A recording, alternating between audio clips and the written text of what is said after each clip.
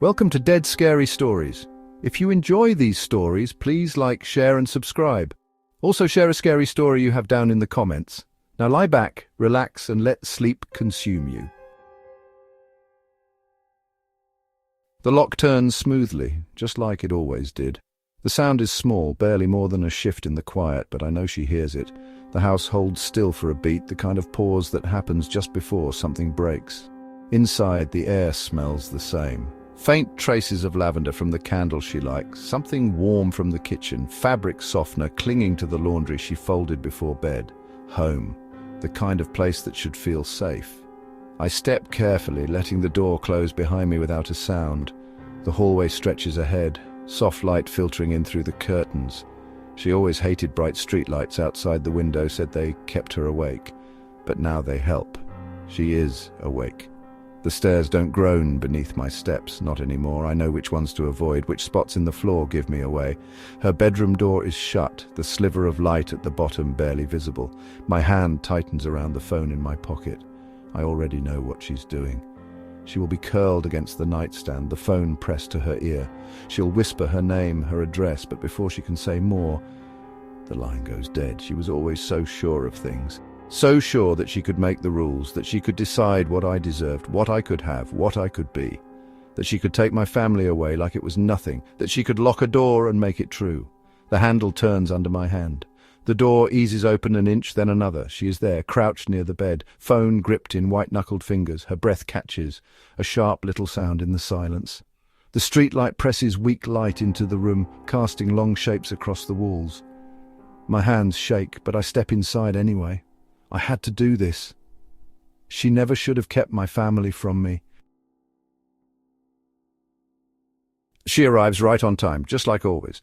The car slows near the curb, tires rolling to a stop in the familiar place, the driver's side window reflecting the low autumn sun.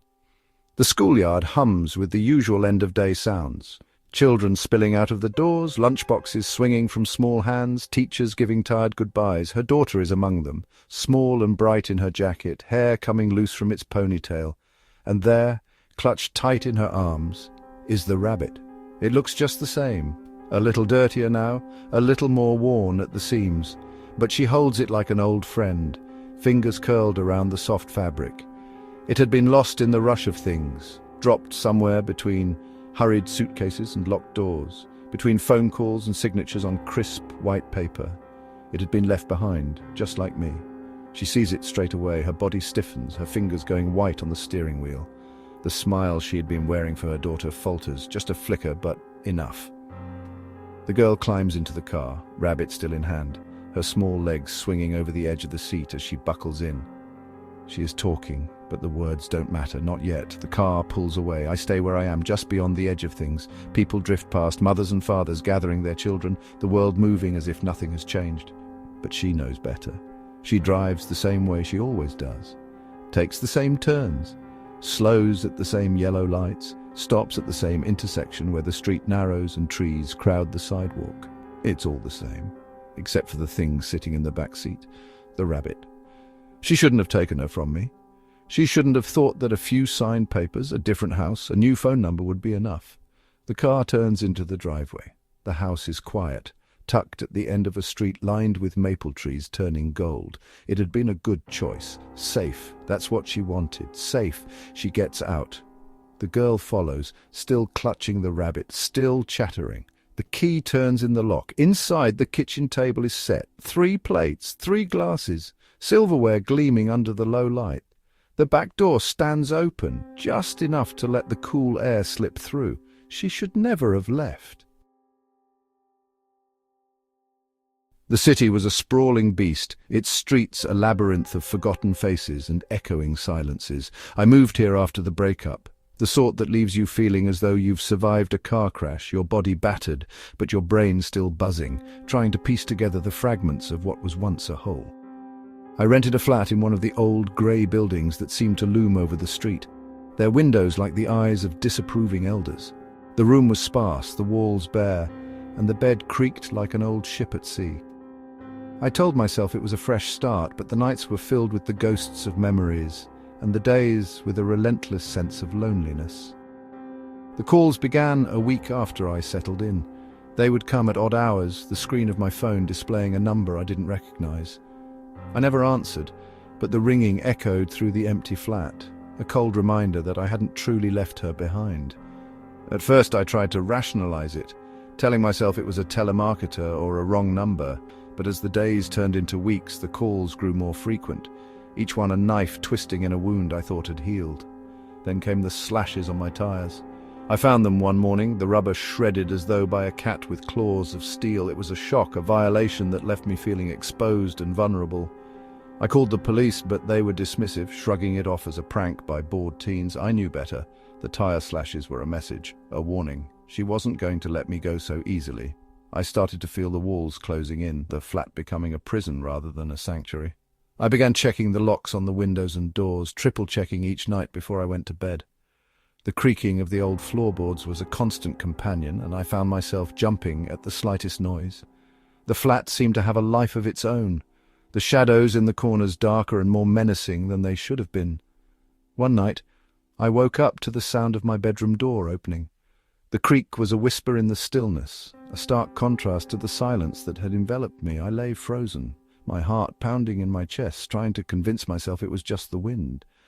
But the wind didn't have a hand, and it certainly didn't know how to turn a doorknob. I flicked on the light, but the room was empty, the shadows retreating to their corners as though they had been caught doing something they shouldn't. I didn't sleep that night.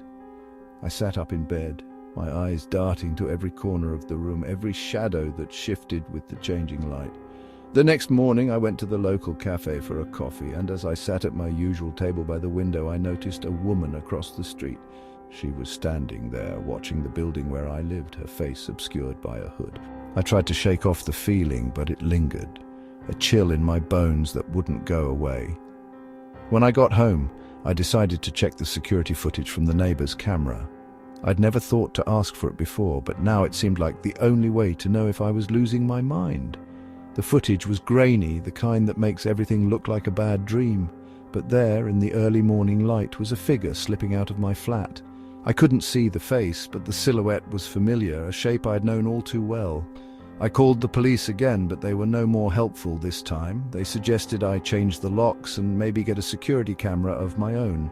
It was a hollow comfort, and I knew it wouldn't do much to stop her. She was determined, and I was just a man trying to put his life back together, one piece at a time. The calls continued. The slashes on my tires became a regular occurrence, and the feeling of being watched grew more intense. I stopped going out at night, afraid of what might be waiting for me in the shadows. The flat became a fortress, and I was its sole occupant, a prisoner in my own home. One night I heard a noise coming from the kitchen. It was a soft shuffling, the kind that could be a rat or a loose floorboard, but I knew better. I reached for the kitchen knife, my hand trembling as I crept towards the source of the sound. The kitchen was dimly lit, the only light coming from the street lamps outside, casting a sickly yellow glow through the curtains. I could hear my own breathing, sharp and shallow, and the silence that followed the shuffling was deafening. I scanned the kitchen, my eyes darting from the cupboard to the sink, but there was nothing out of place. I was about to return to my room when I noticed the drawer that held the knives was slightly ajar. I hadn't left it like that. The realization hit me like a punch in the gut, and I felt a surge of anger mixed with fear. I knew who was doing this, and I was done playing her games. I called her using the number I had blocked and deleted months ago. It rang and rang, the silence on the other end as cold as the night. I left a message, my voice shaking with the effort to sound calm. "I know it's you. I know you're here. Stop this. Just stop it." But the calls didn't stop. If anything, they grew more persistent. I found myself answering them just to hear the silence on the other end, to know that she was out there somewhere, watching and waiting. The slashed tires became a badge of honor, a reminder that I wasn't alone, that someone was paying attention. The night before last, I woke up to the sound of someone breathing. It was shallow and rapid, the kind of breathing that comes from fear or excitement. I lay still, my body tensed, waiting for the next sound. It came, a soft thud, as though someone had dropped something on the floor. I turned over, my hand reaching for the lamp on the bedside table, but it wouldn't turn on. The bulb had been unscrewed, and I knew it wasn't by accident. I got out of bed, the floorboards groaning under my feet. I moved towards the living room. the knife in my hand feeling both reassuring and useless. The room was bathed in the faint light of the street lamps, and I could see the silhouette of someone standing by the window. My heart leapt, and I lunged forward, the knife slicing through the air, but the figure was gone, as though it had never been there. I stumbled, my breathing ragged, and I looked around the room, but there was nothing, no sign of a struggle, no broken glass. Nothing. I called the police, but they were just as unhelpful as before. They said there was no evidence of forced entry, no sign of anyone being in the flat. I was starting to wonder if it was all in my head, if the stress of the breakup had pushed me over the edge, but the security footage from the neighbour's camera told a different story. There was a figure again, slipping out of my flat at dawn. The hood was gone this time, and I could see the hair the same colour and length as hers. The last straw came when I found a note on my pillow. It was a single word written in red ink that stained the white fabric. Mine. The word was simple, but the message was clear. She wasn't going to let me go, not easily, not without a fight. I knew I had to do something, but what? I couldn't live like this, always looking over my shoulder, always feeling the weight of her presence. I decided to confront her, to go to her flat and demand an end to this. I drove to her old address, the one I knew so well, the one I had once called home. The building loomed over me, its facade a mix of brick and concrete, the windows dark and uninviting. I climbed the stairs, my footsteps echoing through the empty corridors. I reached her door, my hand hovering over the knocker. I could feel the anger rising, a hot, bitter taste in my mouth. I knocked hard and fast and waited. There was no answer. I knocked again and again, but the flat remained silent. I tried the door, and it opened as though it had been waiting for me. I stepped inside, the air inside feeling stale and empty. The flat was as I remembered it, but it was different. The furniture arranged differently, the walls painted a shade of grey that seemed to suck the light out of the room. I moved through the flat, calling her name, but there was no response. The silence was oppressive, and I felt a shiver run down my spine. I went to the bedroom, the door slightly ajar, and pushed it open. The bed was neatly made, the sheets crisp and white. But on the pillow, written in the same red ink as the note, was a single word. Never. I left the flat, my mind reeling. I didn't know what to do, where to turn. The police were no help, and my friends thought I was overreacting, but I knew the truth. I could feel it in my bones. She was out there somewhere, and she wasn't going to let me go. I returned to my flat, the sense of dread growing with each step. The flat felt different, the air charged with a tension I couldn't ignore. I went to the kitchen, and there on the counter was a knife. It wasn't mine, I knew that. It was the same knife I had seen in her flat, the one she had used to cut the note. I picked it up, the cold metal a stark contrast to the warmth of my skin. I knew what I had to do. I had to face her, to end this once and for all. I went to the window, the same one where I had seen her silhouette, and looked out into the night. The street was empty. The buildings around me nothing more than dark shapes in the darkness. I waited, the knife in my hand, the night stretching out before me like a chasm. The hours passed, the city outside growing quieter, the world seeming to hold its breath. And then, just as I was about to give up, I saw her. She was standing across the street, her face illuminated by the streetlights, her eyes locked on mine. I watched as she raised a hand, and I saw the glint of something in her fingers. It was a remote control, and I knew what it was for. I'd seen it before in her hands, a tool for opening and closing doors from a distance. She pressed a button, and I heard the soft click of my front door unlocking. I stood there, the knife in my hand, and I watched as she walked towards my building. She moved with a purpose, her steps sure and steady. I knew she was coming for me, and I was ready. I would face her, and I would end this. But as she disappeared from view, I felt a cold, creeping dread. I knew she was in the flat, but I couldn't bring myself to move. The knife felt heavy in my hand, and I couldn't shake the feeling that I was the one being watched, the one being stalked. The night pressed in around me, the silence a living thing. I waited, the minutes stretching into hours, the knife a comforting weight, a promise of retribution, but she never came. And as the first light of dawn began to filter through the window, I knew that I'd lost. She had won, and I was left alone, the knife a useless weapon in a battle I could never win. The night was cool, the kind that whispers secrets through the trees and makes the world feel smaller and more vulnerable. I'd spent the day wandering the quiet suburban streets, memorizing the route, the house numbers, the peculiar routines of the inhabitants. The house at 27 Willow Lane stood out, not because it was grand or particularly different, but because it was my obsession.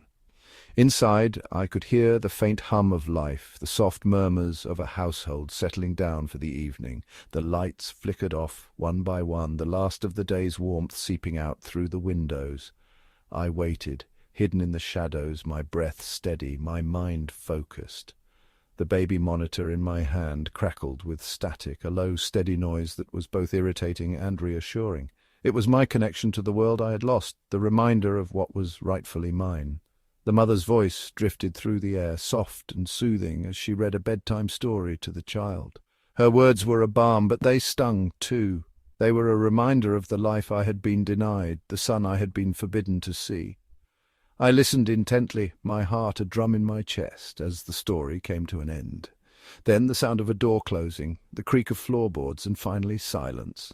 I crept closer to the house, my footsteps silent on the damp grass. The nursery window was my target, the one I had watched many times from a distance, the one I had dreamed about. I approached it with a sense of purpose, a determination that was almost tangible. The curtains were drawn, but the light from the moon cast a pale glow through the thin fabric. I lifted the window, the old hinges groaning slightly, and slipped inside. The room was bathed in a ghostly light, the familiar objects of a nursery taking on an eerie quality in the darkness. The cot stood in the middle, the child wrapped in his blankets, his face serene. I moved towards him, my hand reaching out, the monitor in the other hand crackling with life.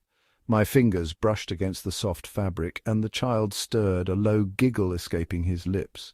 It was a sound that both delighted and infuriated me. The mother must have heard it, that giggle, that small burst of joy that was meant for me. Her footsteps pounded down the hallway, a rapid drumming that echoed through the silent house. I pressed the button on the monitor, my voice low and steady. "Daddy's here," I whispered, the words hanging in the air like a curse. Her heart must have been a wild thing, a galloping beast that threatened to leap from her chest. I could feel her panic, the surge of adrenaline that pushed her to move faster, to reach the nursery before I could do anything. But I was already there, already a part of this world that had been so cruelly taken from me. She burst into the room, her eyes wide with fear, her breath coming in short, sharp gasps. But the room was empty, save for the child in the cot, oblivious to the terror that had just invaded his small world. The window was open, the curtains dancing in the night breeze, as if inviting me to stay. The monitor crackled again, a static-filled interruption to the silence. "You always kept me from him. Not any more," I whispered, my voice barely a breath, but enough to carry through the air. I watched as she stumbled back, her hands clutching at the doorframe, her eyes scanning the room as if she could will me into existence with her thoughts. The child, sensing her distress, began to cry, a plaintive wail that cut through the night. She rushed to him, cradling him in her arms, her body shaking with fear and rage.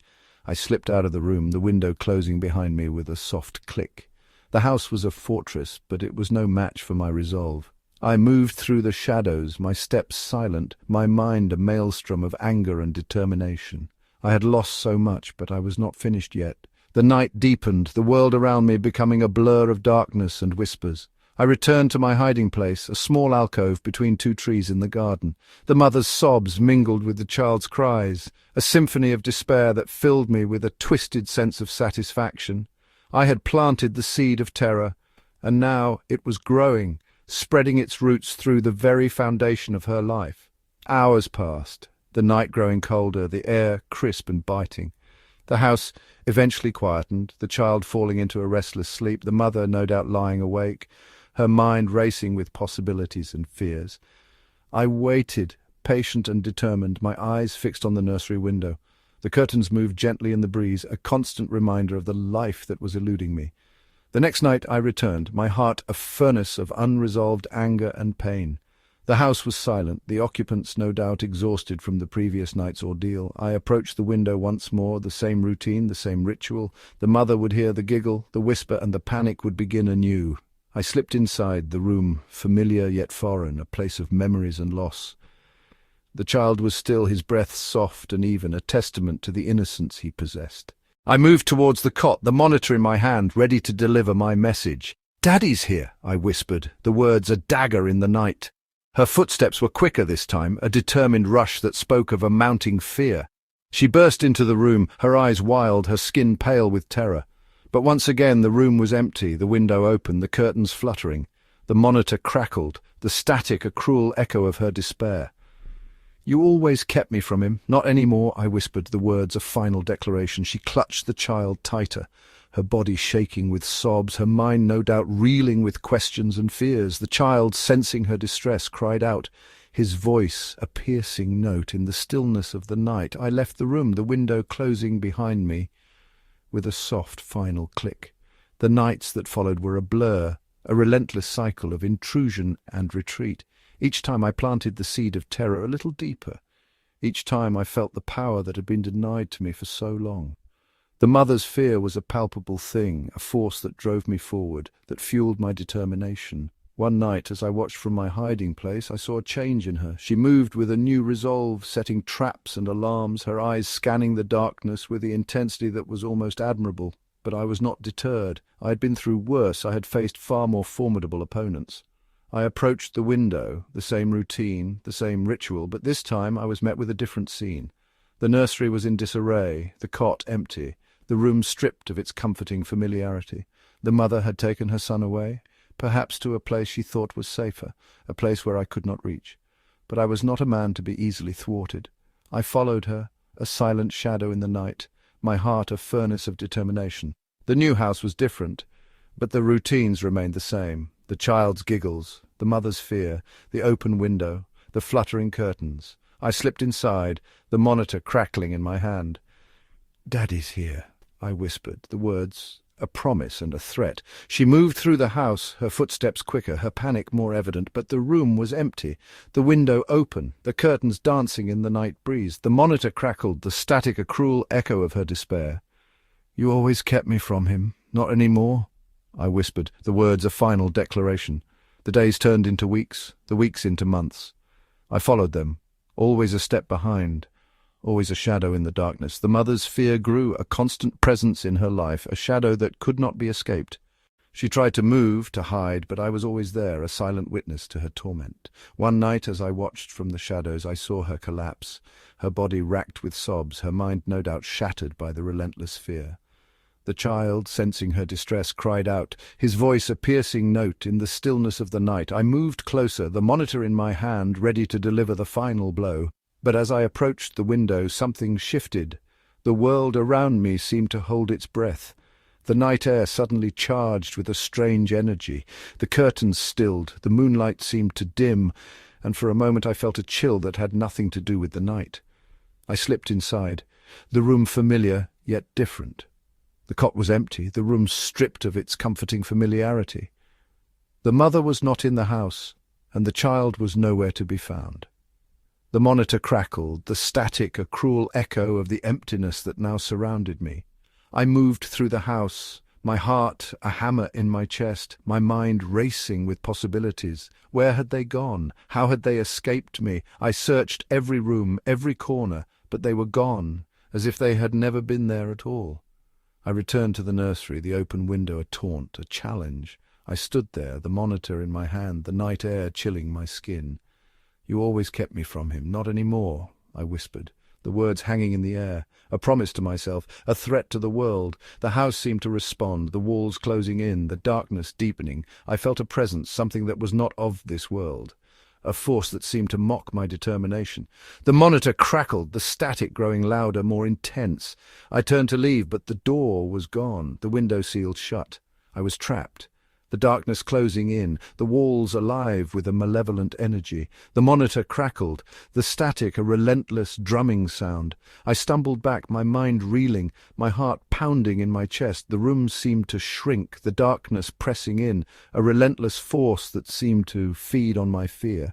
The monitor crackled, the static a constant, unyielding noise. I felt a presence, something that was not of this world, a force that seemed to mock my every move. I reached out, my hand brushing against the cold, damp wall, the static in the monitor growing louder, more intense. The darkness seemed to pulse, a living thing that was closing in, a force that was beyond my control. And then everything went black. The night was a blanket of smothering darkness, the kind that seems to absorb even the faintest glimmer of light. I stood in the shadows, my heart pounding like a drum against my ribs. The house was quiet, too quiet, almost as if it was holding its breath, waiting for something to happen. The moon, a pale, indifferent witness, hung low in the sky, casting silvery tendrils through the gaps in the curtains. I could feel the sweat trickling down my spine, each drop a cold reminder of the task ahead. It had been a long time since I'd seen her, longer than I cared to admit. Those years had blurred into a haze of regret and missed opportunities. But tonight was different. Tonight I was going to make it right. I took a deep breath, the air cold and sharp in my lungs, and began my ascent up the ladder. The rungs creaked under my weight, a symphony of betrayal, but I moved with the certainty of a man who had nothing left to lose. The window was my entry point, a portal to the past, to the life I once had and the daughter I had abandoned. I pushed it open slowly, the hinges groaning in protest. The room was shrouded in darkness, but I knew every inch of it by heart. The same posters on the walls, the same stuffed animals on the bed, the same familiar sense that transported me back to a time when things were simpler, before the darkness took hold. I stepped inside, my bare feet touching the cold floorboards. The room was a tomb, cold and lifeless, but I could sense her presence, the echo of her being lingering in the air. I moved towards the bed, my steps muffled by the thick carpet. The moonlight filtered through the window, casting a ghostly glow on the bed where she should have been. But she wasn't there. The sheets were neatly tucked, the pillow untouched. Panic began to rise in my chest, but I pushed it back, focusing on the task at hand. I knew she would be afraid, and I needed to reassure her. I whispered, "Shh, it's okay, baby. Daddy's here." The words were a balm, a promise of protection, but they hung in the air. Unanswered, my heart sank. A stone in a bottomless lake. I turned, scanning the room for any sign of her, but it was empty. The window, wide open, beckoned me, and I found myself drawn to it as if by some unseen force. The ladder was still there, its presence a taunt, a reminder of the escape she had made. I climbed down, my hands gripping the rungs with a desperation that bordered on the painful. The garden was a maze of shadows. The bushes and trees twisted into grotesque shapes, their branches clawing at the night sky. I moved through it, my eyes straining to see, my ears straining to hear. The house, once a place of warmth and love, now felt like a prison, cold and unforgiving. I entered the house through the back door, the hinges groaning in a way that should have alerted the entire neighborhood. But the night swallowed the sound, as if it were part of the plan all along. The kitchen was dark, the countertops littered with the remnants of a meal, a half-empty glass of milk, a plate with a few crumbs. The clock on the wall ticked loudly, a metronome of time that seemed to mock my efforts. I moved to the hallway, my steps growing more urgent. The door to her mother's room was slightly ajar, a sliver of light spilling out into the corridor. I paused, listening. The only sound was the rapid, shallow breathing of a woman on the brink of a nightmare. I pushed the door open and stepped inside, the room shifting from a sanctuary to a battleground in an instant. Her mother was sitting up in bed, her eyes wide with terror, a baseball bat clutched in her trembling hands. She was dressed in a t-shirt and pajama shorts, her hair a wild tangle around her face. She scanned the room, her gaze darting from corner to corner, but she didn't see me. I was a ghost, a wraith, a memory that should have been buried long ago. I moved closer, my eyes never leaving hers. She was a lioness, protecting her cub, and I could feel the fear radiating off her in waves. But I wasn't there to hurt her. I was there to find my daughter, to bring her back, to make amends for the years I had lost. I whispered, "Shh, it's okay, baby. Daddy's here," again hoping that somehow she would understand, that the words would bridge the gap between us. But she didn't. Instead, she lunged at me, the bat slicing through the air with a deadly precision. I dodged, my body moving on instinct, and she stumbled, the bat clattering to the floor. She backed away, her eyes never leaving mine, and I could see the decision in her face. The calculation of a woman who had been pushed to the brink too many times. I didn't have time to think, to reflect on the years that had passed or the life we could have had. I had to focus, to find my daughter, to protect her from the monster that I had become. I moved past her, my eyes scanning the hallway, the empty rooms, the cold, sterile walls that had once been a home. The front door was unlocked, ajar, and I knew that was the way she had gone. I pushed it open and stepped outside, the night air biting at my skin. The street was deserted, the houses dark and silent, as if the world had paused, waiting for me to make the next move. I ran, my feet pounding against the pavement, the sound of my heartbeat drowning out everything else.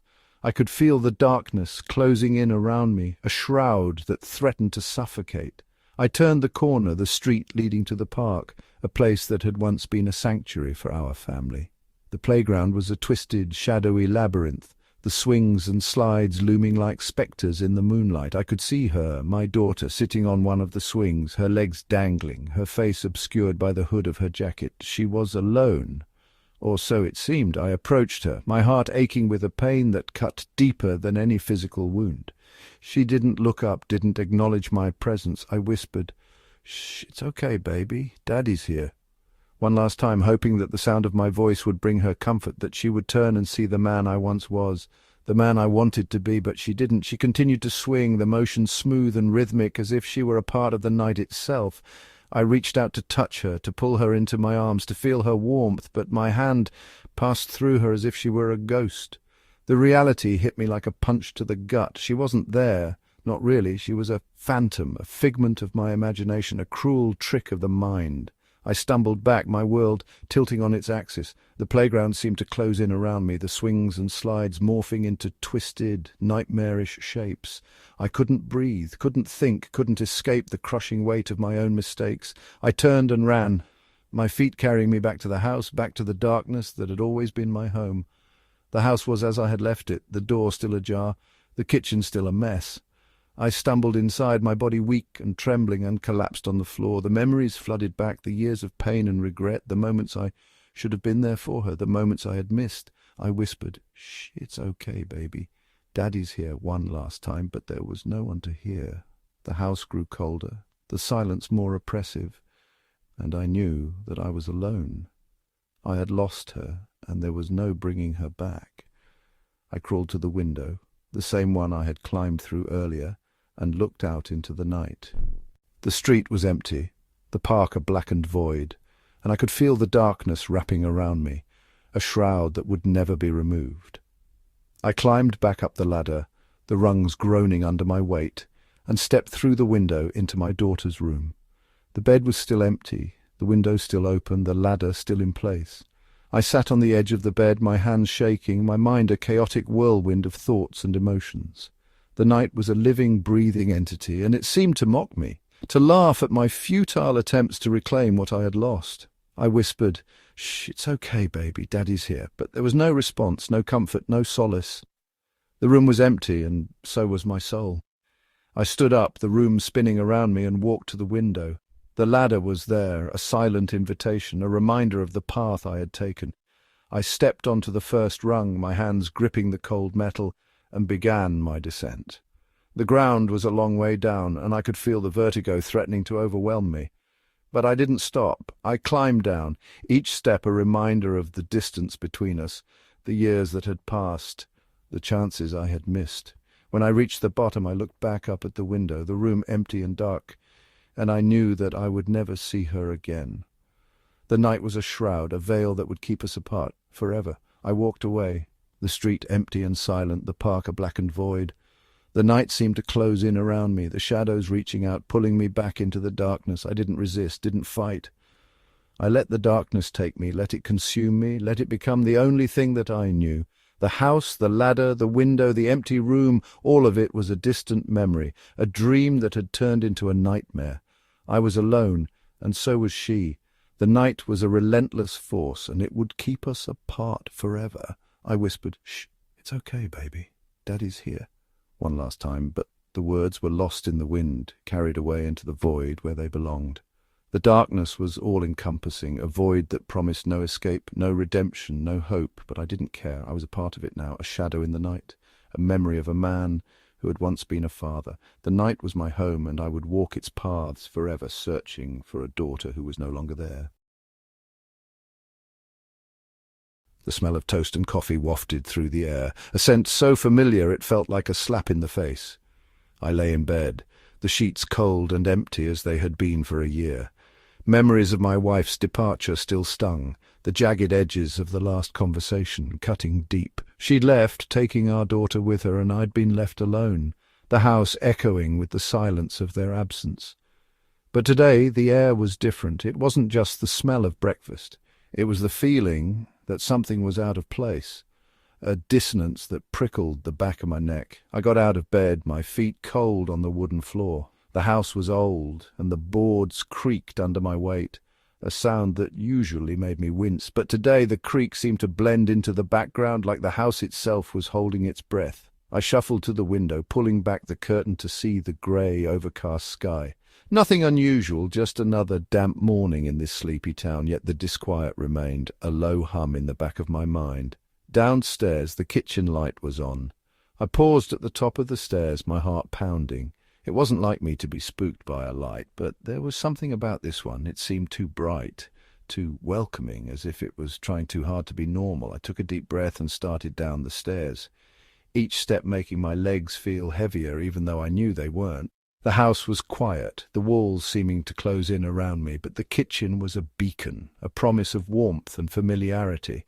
As I stepped into the kitchen, the scene before me made my blood run cold. There she was, standing by the stove, her back to me, the same woman who had walked out a year ago, the same woman who had left without a word, the same woman who had taken my daughter and shattered my world. She was wearing her old apron, the one with the faded floral pattern, and her hair was tied back in a loose ponytail. She hummed a lullaby, the melody soft and sweet, a song she used to sing to our daughter before bed. It was like a knife to my heart, the sound so achingly familiar. She set out plates on the table, arranging them with a precision that should have been comforting. But instead it made my stomach churn. The toast popped and she turned, her eyes meeting mine. For a moment I thought I saw a flicker of recognition, a glimmer of the woman I used to know, but it was gone, replaced by a smile so warm and genuine it could have fooled anyone except me. "But honey, we are home," she said, her voice soft and soothing, but the words sent a shiver down my spine. I took a step back, my mind racing. How could she be here? How could she act like nothing had happened? I should have been angry, should have demanded answers, but instead I felt a strange numbness, as if I were watching the scene unfold from a distance. Her smile faltered, and I saw a flash of something dark in her eyes. It was gone, almost as quickly as it appeared, but it was enough to snap me out of my daze. I cleared my throat, trying to sound as firm as I could. "You need to leave," I said, my voice steady, but trembling inside. She lowered the knife she had been using to cut the toast, her grip tightening around the handle. The knife glinted in the morning light, a stark contrast to the homely scene. Her smile returned, but it didn't reach her eyes. "But honey, we are home," she repeated, her voice losing its warmth, becoming something else, something I couldn't quite place. I looked around the kitchen, trying to find some clue, some sign that this was all a dream or a cruel joke. But everything was as it should be. The clock on the wall ticked, a steady reminder of the passing time. The kettle whistled, a sound that should have been reassuring but instead felt like a warning. My hands clenched into fists, and I took another step back. "This isn't home," I said, my voice growing stronger, more determined. "You're not welcome here anymore." Her expression darkened, the transformation so sudden and complete that it made my breath catch. The woman who had stood there a moment ago, the woman who had hummed a lullaby and smiled warmly, was gone. In her place was someone else, someone I didn't recognize. Her eyes narrowed, and I saw a glint of something dangerous in them. The knife in her hand seemed to grow longer, more menacing. She took a step towards me, and I could see the tension in her muscles, the way her jaw tightened. I backed away, my eyes never leaving hers. The kitchen felt smaller, the walls closing in, the air thickening. I knew I should run, should get out of the house and call for help. But something held me back, a mixture of confusion and fear. I couldn't tear my gaze away from her, from the woman who had once been my wife. She continued to advance, her movements fluid and purposeful. The knife in her hand was a blur, a threat I couldn't ignore. I reached for the phone on the counter, my fingers fumbling as I tried to dial. But before I could even press the first number, she was beside me, her hand closing over mine. The phone clattered to the floor and I felt a sharp pain in my wrist. She pushed me away and I stumbled, landing on the edge of the table. The plates rattled and I heard the sound of glass shattering, but I was too focused on her to care. She circled me like a predator, her eyes fixed on mine. The lullaby she had been humming earlier returned, but it was different now. The melody, twisted and distorted. I could feel my heart hammering in my chest, the blood rushing in my ears. I tried to stand, to make a break for the door, but my legs wouldn't cooperate. I was trapped, the kitchen a cage with no escape. The knife in her hand flashed again, and I flinched, my muscles tensing. She paused, her smile returning, but it was a mockery of the one she had worn earlier. Her eyes were different too, hollow and cold, as if she were looking at me but not really seeing me. I realized then that this wasn't my wife. It couldn't be. She had left and I'd never seen her again. But this woman, this thing was here, and it was terrifying. I tried to reason with her, to convince her to leave, but my words fell on deaf ears. She continued to hum, the knife in her hand a constant threat. I could feel the fear building inside me, a pressure that threatened to explode. I had to get out, had to find a way to escape. But every time I moved, she matched my actions, her movements seamless and controlled. The back door was just a few steps away, the only hope of escape. I took a deep breath, summoning all my courage. I made a break for it, my heart pounding as I sprinted across the kitchen, but she was faster, her hand clamping down on my shoulder, pulling me back. I turned to face her, and for a moment I thought I saw a flicker of pain in her eyes, a moment of hesitation, but it was gone, and she pushed me back towards the table. I fell, the wind knocked out of me, the knife was inches from my face, the blade gleaming in the dim light. She leaned in, her breath hot against my skin. The lullaby continued, a haunting melody that seemed to fill the kitchen. I closed my eyes, bracing for the inevitable, but instead of pain, I felt a strange sensation, a cold that seemed to seep into my bones. When I opened my eyes, she was gone, the kitchen empty and cold. I sat there, frozen, the knife still on the table in front of me. The house was silent, the only sound the ticking of the clock. I tried to make sense of what had just happened, but my mind was a jumble of confusion and fear. I stood, my legs shaking, and stumbled to the front door, needing to get out, needing to breathe. Outside, the world was the same as it had always been, the grey sky, the damp air, the familiar streets, but inside, everything had changed. I couldn't shake the feeling that something was still watching me, that the house had eyes and ears and a mind of its own. I didn't go back inside. Instead, I walked away, leaving the door open behind me, the smell of breakfast lingering in the air. I didn't look back, didn't dare to. I just kept walking, the knife's threat still echoing in my mind. The town was quiet, the early morning stillness a stark contrast to the chaos inside the house. I didn't know where I was going, didn't care. All I knew was that I had to get away, had to find some semblance of normalcy, but deep down I knew that nothing would ever be the same again. The house was waiting, its doors open, its kitchen warm, and in that kitchen, the woman who wasn't my wife was still humming, the lullaby, a dark, haunting tune that would follow me wherever I went.